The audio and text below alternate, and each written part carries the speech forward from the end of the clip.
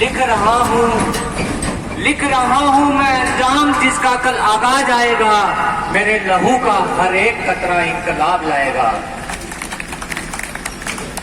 मैं संयुक्त मोर्चा के इस मंच पर पहली बार बोलने आया हूँ। शायद उम्र में आप सबसे छोटा हूँ, लेकिन मैं थोड़ा कुछ बातें हैं जो रखना चाहूंगा, तो मुझे माफ कीजिएगा वक्त अगर थोड़ा लंबा हो जाए तो, इसीलिए मैं अपने मुद्दे की लिख कर लाया हूँ।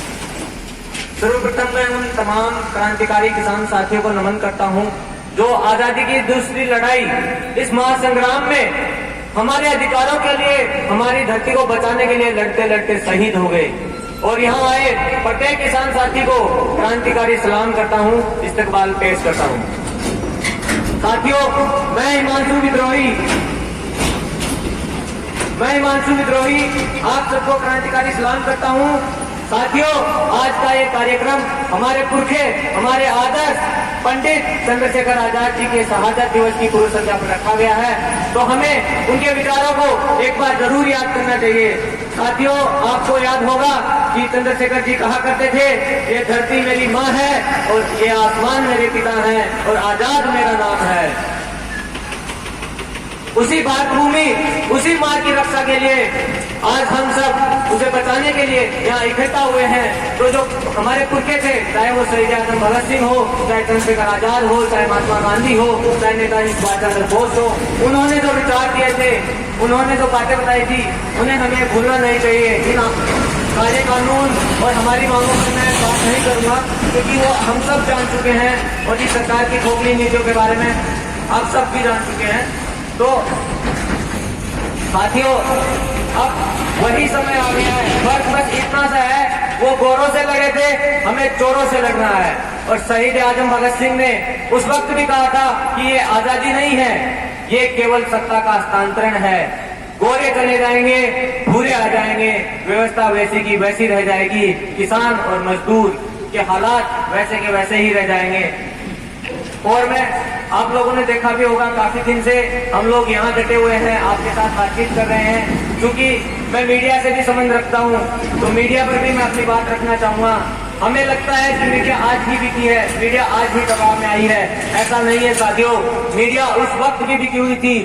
भगत सिंह को जब आप पढ़ोगे तो उन्होंने उस वक्त की मीडिया के बारे में लिखा है, किस प्रकार मीडिया अंग्रेजों की गुलामी कर रही थी, और उसी प्रकार आज की मीडिया भी इन काले अंग्रेजों की गुलामी कर रही है। उस वक्त भी जो क्रांतिकारी लेखक थे, जो वक्ता थे, उन्हें अपना नाम बदल कर लिखना पड़ता था, उन्हें छुप छुप कर लेख लिखने पड़ते थे। आज वही हालात मीडिया के भी इन लोगों ने बना दिए हैं। चाहे वो साथी मनदीप पुनिया का उदाहरण हो, चाहे दूसरे हमारे पत्रकार साथी हो जिन पर नजर रखी जा रही है, जिनके फेसबुक अकाउंट बंद कर दिए जाते हैं। लेकिन इस मंच के माध्यम से मैं इस गूंगी बहरी सरकार को ये बता देना चाहता हूँ कि आप हमारे चैनल बंद कर सकते हो, आप हमारी फेसबुक बंद कर सकते हो, लेकिन आप हमारा हाथ से लिखना बंद नहीं कर पाओगे। हम वापस वही तख्ती और कलम उठा लेंगे, हम इंकलाब फिर से लिख देंगे। साथियों, ये आरएसएस और बीजेपी के लोग ये भ्रम फैला रहे हैं। वो एसी वाले मीडिया हाउसों में बैठकर ये बता देते हैं कि बॉर्डर पर लोग नहीं है, बस कुछ गिने चुने नेता लोग आ गए हैं जिनके पास कोई काम नहीं है। इस मंच के माध्यम से मैं उन्हें ये चैलेंज देता हूँ, उन्हें मैं बताना चाहता हूँ, अगर औकात रखते हो तो यहाँ आकर देख लो, हमसे आंखें मिलाकर बात कर लो। यहाँ नेता भी है, यहाँ छात्र भी है, यहाँ वकील भी है, यहाँ किसान भी है, यहाँ टीचर भी है, और यहाँ हमारे पुलिस के साथी भी खड़े हुए हैं। साथियों, ये लड़ाई कोई सरकार के खिलाफ लड़ाई नहीं है, कोई व्यक्ति विशेष के खिलाफ लड़ाई नहीं है। ये लड़ाई एक कमाने वाला वर्ग है और एक लूटने वाला वर्ग है। उस लूटने वाले वर्ग के खिलाफ लड़ाई है। ये समाजवाद की, साम्राज्यवाद के खिलाफ लड़ाई है। साथियों, ये लड़ाई हम किसानों की, इन पूंजीपतियों के खिलाफ लड़ाई है। ये जल, जंगल और जमीन को बचाने की लड़ाई है साथियों। इसलिए मैं कहता हूँ, आप सब लोग इनकी फैलाई हुई जो झूठी बातें हैं उन पर ध्यान ना दें, आइए हमारा साथ दीजिए। और बीजेपी के कुछ लोगों को आपने देखा होगा, वो ट्वीट भी करते रहते हैं, मीडिया हाउसों में चिल्लाते रहते हैं, ना एंकर की सुनते हैं ना सामने वाले की सुनते हैं। वो लोग कहते हैं कि इन्हें पड़े रहने दो, हम देखते हैं बॉर्डर पर कब तक पड़े रहेंगे, एक ना एक दिन तो परेशान होकर भागे जाएंगे। तो मैं उनसे कहना चाहता हूँ, हम उस गांधी की औलादे हैं जिसने एक लंगोटी जिंदगी भर पहनकर उन गौरों को जिनका सूर्य कभी अस्त नहीं होता था इस देश से खदेड़ दिया था। तुम्हारी तो औकात ही क्या है। और हम उस राणा के वंशज हैं जिसने घास की रोटी खाकर इस जमीन की रक्षा की थी। साथियों, हम मोदी जी को बता देना चाहते हैं कि हमारी माएं उस पन्ना झाय से प्रेरणा लेती हैं जिसने इस देश की रक्षा के लिए, इस अपनी माटी की रक्षा के लिए अपने छोटे से बच्चे की आहुति दे दी थी। और बहुत दिनों से सब हमें सुनने को मिल रहा था, तो मैं ये भी कहना चाहता हूँ, मोदी जी हमें खालिस्तानी कह रहे हो। अरे खालिस्तानी कहने वालों, कुछ तो शर्म करो और कान खोलकर सुन लो। हम पंजाब की उस मिट्टी से आए हैं जहां करतार सिंह सराभा, सरदार अजीत सिंह और शहीद आजम वीर भगत सिंह पैदा हुए। और हमें आतंकवादी कहने वालों, कान खोलकर सुन लो, हम राजस्थान और हरियाणा की उस मिट्टी से आए हैं जिसने इस देश को सबसे ज्यादा फौजी दिए हैं। और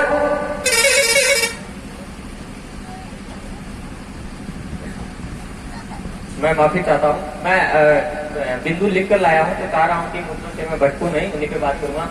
और एक और, इस आंदोलन से पहले भी और आंदोलन के समय भी और भी बातें उठी थी। हमारे मुस्लिम भाइयों को पाकिस्तानी कहने वालों, हमारे मुस्लिम भाइयों को पाकिस्तानी कहने वालों, कान खोलकर सुन लो। इस मंच से हम आपको चैलेंज दे रहे हैं, अगर हिम्मत रखते हो तो आकर हमसे हाथ मिलाकर बात करो। हम आपको बताएंगे कि दिन में 5 बार वतन की मिट्टी को चूमकर जो नमाज पढ़ता है उससे बड़ा देशभक्त कोई कैसे हो सकता है। हम उस अशफाक उल्लाह खान के वंशज हैं जिसने जेल में उदास होकर पंडित राम प्रसाद बिस्मिल जी को ये कहा था, पंडित जी आपके धर्म में तो दोबारा जन्म लेने का प्रावधान है, मेरे धर्म में तो ऐसा नहीं है, मैं तो एक ही बार इस मिट्टी के लिए शहीद हो पाऊंगा, आप तो जन्म लेकर दोबारा इस मिट्टी की रक्षा करने आ जाओगे। हम उस अशफाक उल्लाह खान के वंशज हैं। और धर्म के नाम पर ये राजनीति करते हैं, राम पर राजनीति करने वाले लोग हमें सिखा रहे हैं कि धर्म क्या होता है। अरे मैं उनसे कहना चाहता हूँ कि राम के नाम की भक्ति सिखाने वालों, हमारे तो दिन की शुरुआत ही राम राम से होती है, हमें धर्म के नाम पे बेवकूफ बना रहे हो। आपके राम और हमारे राम में बहुत अंतर है मोदी जी। हमारे गांव की दादी जो राम राम बोलती है और आप जो राम बोलते हो उसमें बहुत अंतर है। मैं कहना चाहता हूँ, आप लोग राम राम वाले नहीं, आप लोग नाथुराम और आसाराम वाले हो। और साथियों, कुछ बातें हैं जो नौजवान साथियों के लिए मैं विशेष रूप से कहना चाहता हूँ।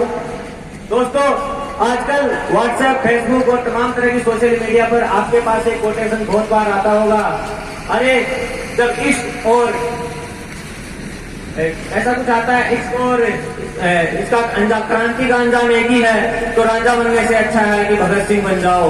उन लोगों से मैं कहना चाहता हूँ, ये ऐसी बातें लिखने वाले और ऐसी बातें फेंकने वाले न्याय ठीक गिरी हुई बुद्धि के लोग हैं। अगर आपने सच में भगत सिंह को पढ़ा है तो मैं आपको बता दूं कि भगत सिंह से बड़ा प्रेमी कोई था ही नहीं।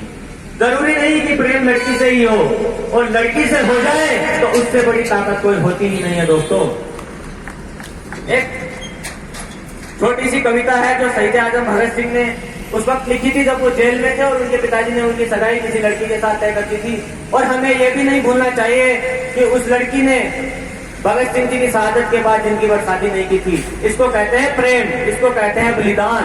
आजकल के लोग प्यार के नाम पर जो कुछ कह रहे हैं और उसी के साथ भगत सिंह को जोड़ दे रहे हैं, ये शहीद आजम की सबसे बड़ी बेइज्जती है।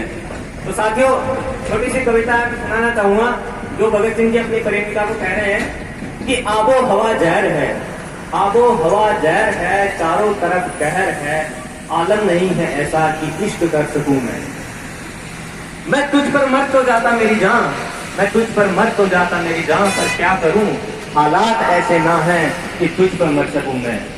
ये खून भीगी होली, ये खून भीगी होली, ये सरकटी बैसाखी, ऐसे में तेरी चुनरी क्या चूम पाऊंगा मैं। ये मांग उजड़ा टीका, ये सुन बैठी ममता, ये मांग उजड़ा टीका, ये सुन बैठी ममता, ऐसे में तेरे कंगन क्या चूम पाऊंगा मैं। ईसा की ले गवाही, तू ईसा की ले गवाही, गौतम की ले गवाही, हजरत कबीर नानक के मन की ले गवाही, मीरा कसम है मुझको, राधा कसम है मुझको, है अगर दूसरा जन्म तो लेना जन्म है मुझको, और उस दूसरे जन्म में सिंदूर लाऊंगा मैं, तेरी कसम की डोला तेरा खाऊंगा मैं। और शायद यही बात रही होगी कि भगत सिंह जी की जो प्रेमिका थी, उन्होंने आजीवन किसी और से शादी नहीं की, किसी और से प्रेम नहीं किया, शायद उन्हें इंतजार रहा होगा। अब ना तो भगत सिंह जी रहे हैं, ना उनकी प्रेमिका रही है, लेकिन उनके विचार हमारे साथ हैं, उनकी भावनाएं हमारे साथ हैं। और उन्होंने ये भी कहा था कि माँ तू दुखी मत हो, मैं चला जाऊंगा तो हजारों भगत सिंह पैदा हो जाएंगे। लेकिन मुझे बड़ा दुख भी है कि हमारे नौजवान साथियों में प्यार तो देखने को मिलता है, लेकिन वो बलिदान और वो त्याग देखने को नहीं मिलता है, चाहे वो लड़के हो चाहे लड़कियां हो।